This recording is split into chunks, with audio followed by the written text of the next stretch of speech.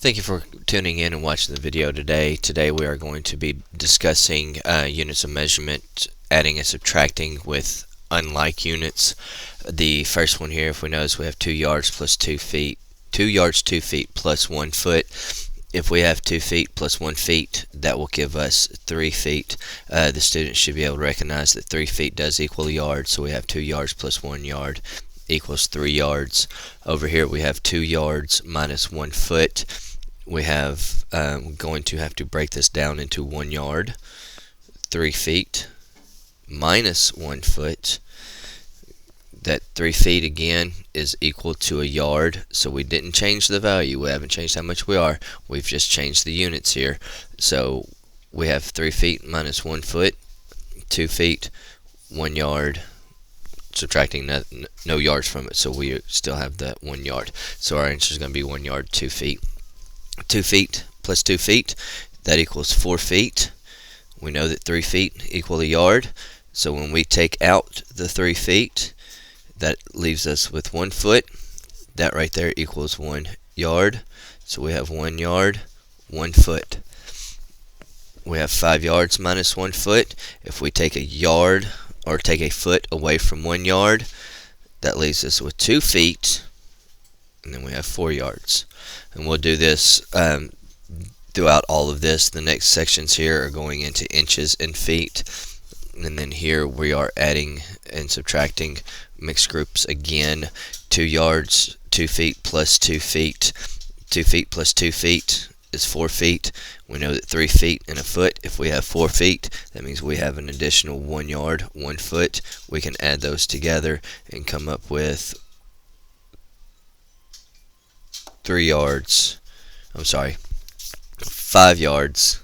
1 foot. So we have 5 yards, 1 foot. We have 6 yards, 2 feet, 1 yard, 1 foot. We add these two together. I'm going to write this one out this way, algorithm style, one right on top of the other. 2 feet plus 1 foot is 3 feet. 6 yards plus 1 yard equals 7 yards. We know that 3 feet equals 1 yard. So 1 yard plus 7 yards equals 8 yards and 0 feet. And then we'll do that for C, D, E, and F. I'm just going to go and knock out F for us real quick as well. I'm going to take this and rewrite it below it so that I can keep it all in line. We have 14 inches. We have 11 feet.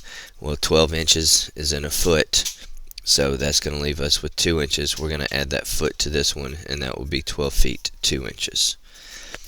And then on the back side, there are 2 more additional subtraction problems from feet and inches to subtracting feet and inches. The process here for the word problems: Lori bought 9 feet 5 inches of blue ribbon. She also bought 6 feet 4 inches green ribbon. How much ribbon did she buy altogether? We're going to have to take 9 feet 5 inches and add in 6 feet 4 inches, 9 inches, 15 feet, 9 inches.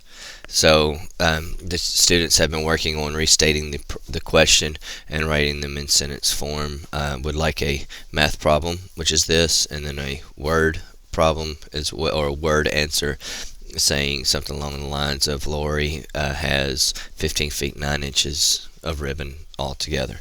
I'm going to jump down here to number 5. It's been a while since we've seen perimeter and area. Tim's bedroom is 12 feet 6 inches wide.